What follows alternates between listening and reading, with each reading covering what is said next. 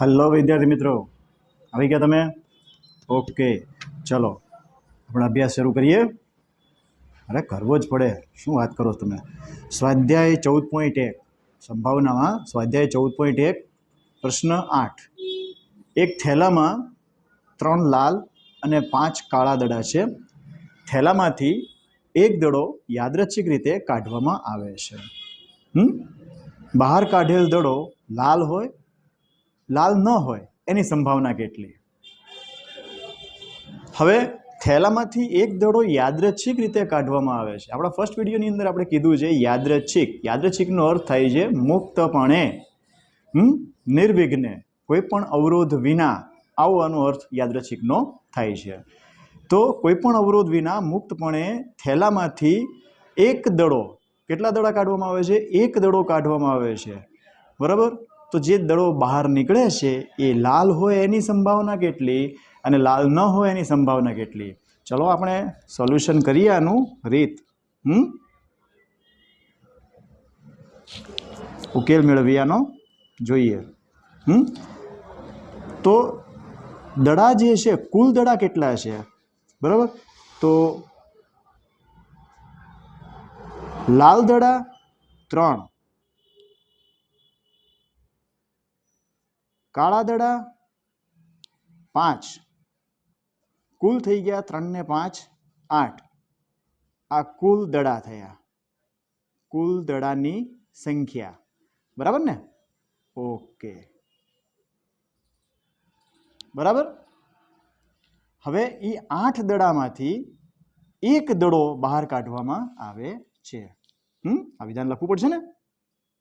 કુલ 8 દડામાંથી એક દડો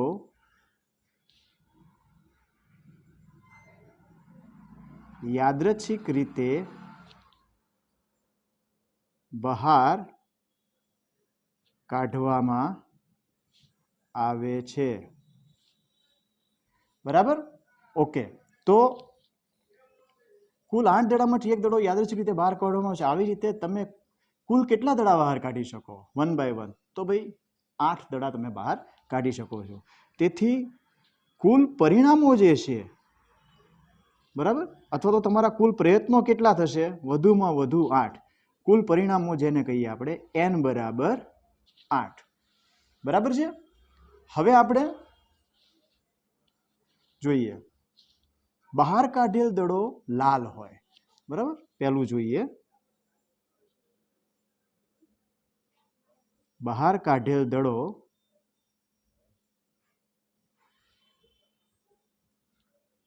લાલ હોય, બરાબર. તો બહાર કાઢેલો દડો લાલ છે, તો લાલ દડાની સંખ્યા કેટલી છે? 3 છે, બરાબર છે. તો આપણે 3 દડામાંથી જ કોઈ એક દડો બહાર નીકળશે, એટલે કુલ તમારા જે પરિણામો જે આવશે, શક્ય પરિણામો, એ 3 રહેશે, બરાબર છે. તો આપણે અહીંયા શું લખશું? બહાર કાઢેલો દડો લાલ હોય, ચલો એની સંભાવના, તેની સંભાવના શું લખ્યું મેં યાર? Okay, P of E. ચલો એને એ ઘટના, કારણ કે આપણે એ અને બી બે વખત છે ને અહીંયા, 1 અને 2, એટલે P of A equal to, બરાબર. તો 3 દડા છે અને આ કુલ દડા 8 છે, એટલે 3 અષ્ટમાંશ થશે, બરાબર છે. તો લાલ દડાની સંખ્યા 3 અને કુલ દડાની સંખ્યા 8, બરાબર. આ ઇઝી, આ મેં શોર્ટ કેલ્ક્યુલેશન કરી છે, નહીંતર શક્ય પરિણામો m બરાબર 3, બરાબર, અને પછી સૂત્ર મૂકીને કામ કરી શકીએ છીએ. જોઈએ સેકન્ડ વન, તમે જુઓ, બહાર કાઢેલ દડો લાલ ન હોય એમ કીધું છે, એટલે એનો અર્થ એવો થયો કાળા દડા હોય, બરાબર. બહાર દેખાય છે ને? ઓકે, બહાર કાઢેલ દડો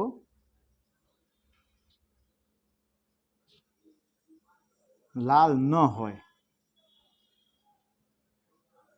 તેની સંભાવના. તો જોઈએ, પી ઓફ બી બરાબર, તો ભાઈ બ્લેક બોલ જે છે એ આવશે કાળા દડા, બરાબર છે. એટલે કાળા દડાની સંભાવના એ આપણે જોવાની રહેશે. તો અહીંયા આગળ 5 દડા જે છે એ કાળા છે, લાલ નથી, બરાબર. અને ભાંગ્યા તમારે 8 કરવાનું છે. એટલે પી ઓફ બી જે છે એ સંભાવના 5 અષ્ટમાંશ અને પી ઓફ એ છે, બરાબર, ઘટના એની સંભાવના 3 અષ્ટમાંશ, ઘટના બીની સંભાવના 5 અષ્ટમાંશ. આ રીતે આપણો પ્રશ્ન નંબર 8 સોલ્વ થયો, બરાબર છે. હવે તમે જુઓ પ્રશ્ન નંબર 9. એક પેટીમાં 5 લાલ લખોટી, 8 સફેદ લખોટી અને 4 લીલી લખોટીઓ છે. બોક્સ કન્ટેન 5 રેડ માર્બલ્સ, બરાબર. આ રીતે છે. પેટીમાંથી એક લખોટી યાદચ્છિક રીતે બહાર કાઢવામાં આવે છે. પેટીમાંથી એક લખોટી, તો પેટીમાં તમે જુઓ 5, 5 ને 8 13, 13 ને 4 17, કુલ 17 લખોટી છે. એમાંથી એક લખોટી જે છે એ મુક્તપણે એટલે કે યાદચ્છિક રીતે બહાર કાઢવામાં આવે છે. એટલે કુલ પરિણામ તો તમને ખબર પડી ગઈ, 17, n બરાબર 17 આવશે. હવે બહાર કાઢેલી લખોટી જે છે એ લાલ હોય, બહુ અવાજ છે બહાર, સોરી, સફેદ હોય અને લીલી ન હોય. લીલી ન હોય એટલે એનો મતલબ એવો થયો કાં તો લાલ હશે અને કાં તો સફેદ હશે.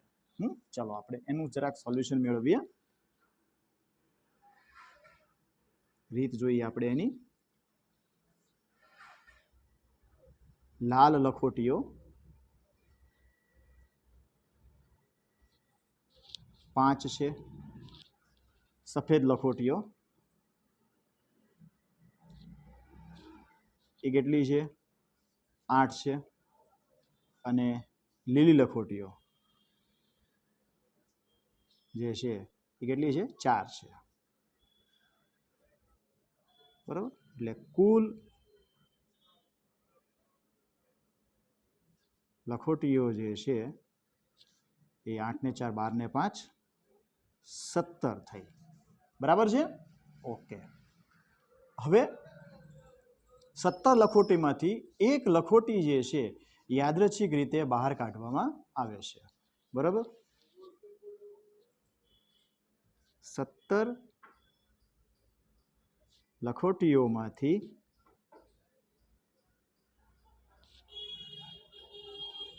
એક લખોટી યાદચ્છિક રીતે બહાર કાઢવામાં આવે છે. આ માનસિક બીમાર વ્યક્તિ લાગે છે બહાર કોઈ. ટ્રાફિક છે બહાર. ઓકે. તેથી કુલ પરિણામો જે છે કેટલા થશે? n બરાબર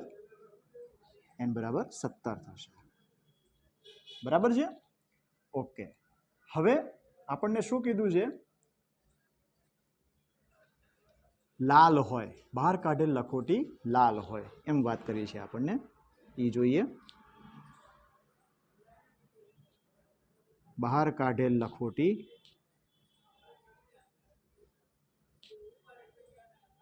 લાલ હોય તેની સંભાવના,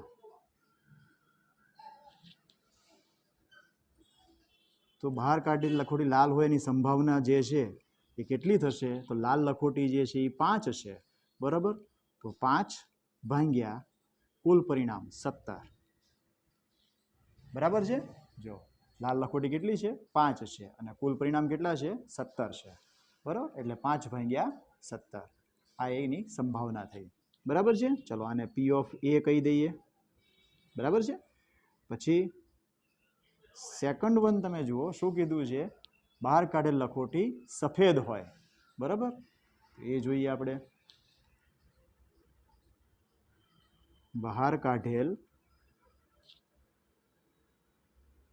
લખોટી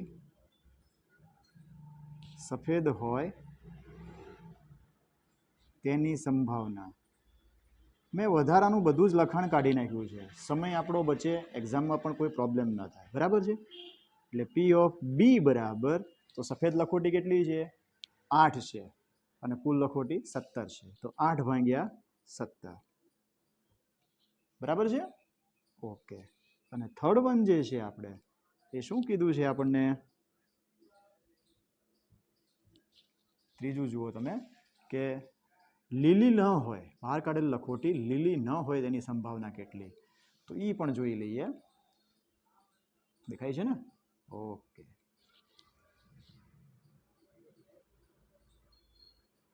બહાર કાઢેલ લખોટી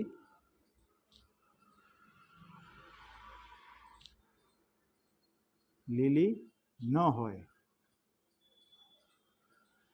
તેની સંભાવના. ઓકે.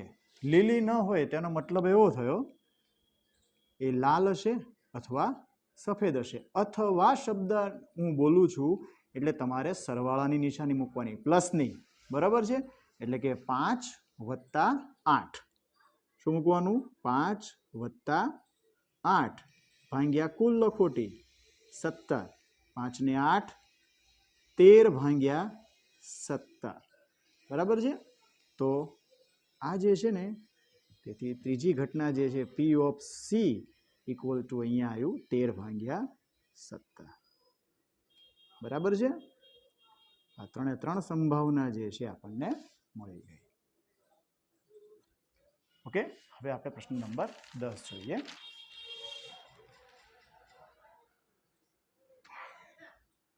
પ્રશ્ન 10માં એમ કીધું છે, એક ગલ્લામાં 50 પૈસાના 100 સિક્કા, ₹1ના 50 સિક્કા, ₹2ના 20 સિક્કા અને ₹5ના 10 સિક્કા છે. જ્યારે આ ગલ્લાને ઊંધો કરવામાં આવે ત્યારે પાત્રમાંથી કોઈ એક સિક્કો બહાર પડે, તે સમસંભાવી હોય.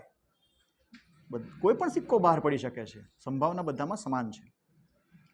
તો સિક્કો 50 પૈસાનો હશે કે ₹5નો હશે, એની સંભાવના કેટલી? આમ સોરી, કે નહીં આવે. પહેલી જે એમ કીધી છે 50 પૈસાના સિક્કાની સંભાવના માંગી છે, અને બીજું ₹5ના સિક્કાની સંભાવના, ₹5નો સિક્કો નહીં હોય એની સંભાવના કેટલી? જોઈએ આપણે, સોલ્યુશન કરીએ આપણે એનું.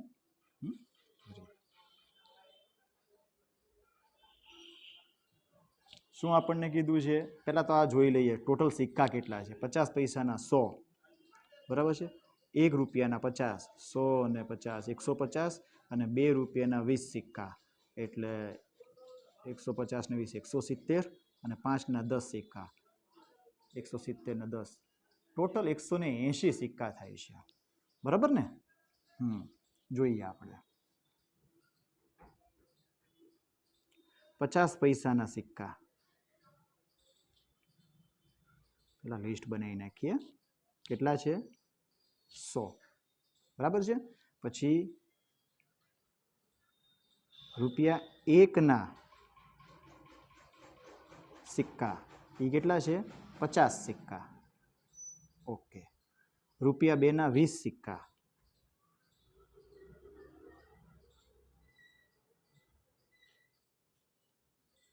ઓકે. અને ₹5ના 10 સિક્કા,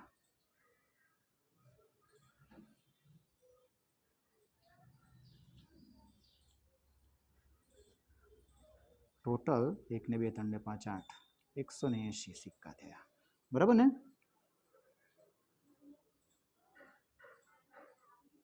કુલ સિક્કા 180. બરાબર છે?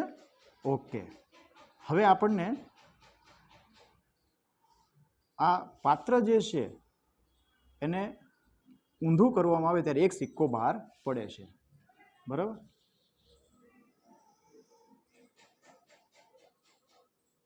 પાત્રમાંથી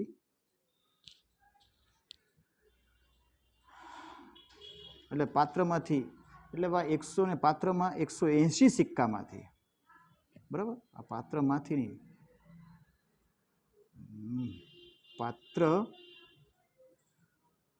પડવાના 180 સિક્કામાંથી, બરાબર ને? આ બરાબર રહેશે, આ રીતે લખવું. 180 સિક્કામાંથી એક સિક્કો બહાર પડવાના કુલ પરિણામો જે છે એ n બરાબર કેટલા આવશે? 180. બરાબર, 180 વખત સિક્કા બહાર પડી શકે છે, બરાબર છે? એટલે 180. હવે આપણને એમ કીધું છે કે બહાર પડેલો સિક્કો 50 પૈસાનો હશે, એની સંભાવના કેટલી? બરાબર, બહાર પડેલ સિક્કો 50 પૈસાનો હોવાની સંભાવના P of A બરાબર. તો તમે જુઓ 50 પૈસાના કેટલા સિક્કા છે? 100. કુલ સિક્કા કેટલા છે? 180. એટલે 100 ભાગ્યા 180, બરાબર છે? એટલે કે 0 0 કટ, 10ના અડધા 5 અને 18ના અડધા 9, 5 9 આ એની સંભાવના થઈ, બરાબર. સેકન્ડ વન છે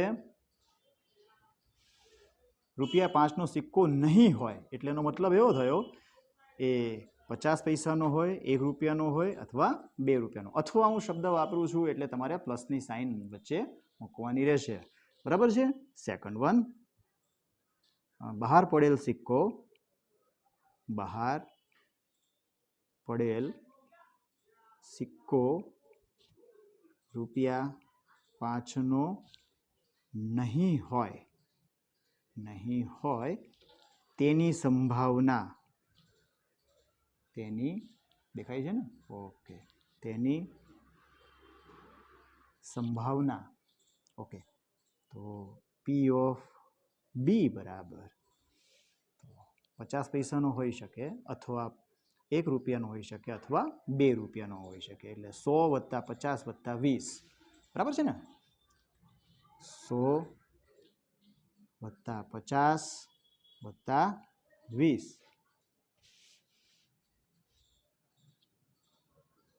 ભાગ્યા 180, બરાબર. તો 170 ભાગ્યા 180, 0 0 કટ, 17 ભાગ્યા 18 આ એની સંભાવના આવી. ખ્યાલ આવ્યો? તો અહીંયા આપણે પ્રશ્ન 10નું સોલ્યુશન કર્યું. અગર કોઈ ક્વેશ્ચન હોય તો મને કમેન્ટ કરજો.